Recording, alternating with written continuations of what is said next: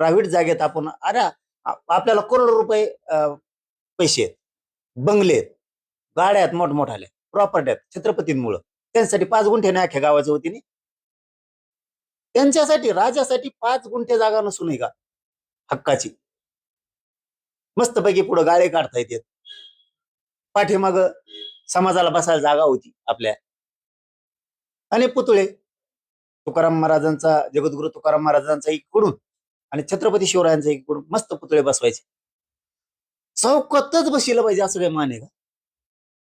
बसू ना तिथं, पण वाद नको असं माझं म्हणणं आहे.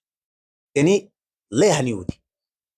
छत्रपतींना सुद्धा वाईट वाटत असली अशा गोष्टी, म्हणून तीड नको. अंजनगावचं प्रकरण म्हटलं खूप चांगलं झालं, खूप चांगलं झालं. काय असतं, एक संदेश जात असतो विनाकारण घेणं देण्याचा. ते कोणीतरी येतं, पुतळा बसवितं, मोकळं होतं. तिथं म्हणतात मीच बसायला लावला काय? बर, मी का बसायला लावू नये?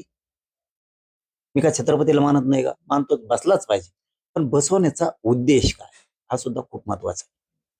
त्याच्यामुळं अंजनगावचं प्रकरण म्हटलं खूप चांगलं झालं. धनगर बांधव, अंजनगावचा मराठा बांधव दोघांचंही कौतुक करतो की तुम्ही चांगला निर्णय घेतला.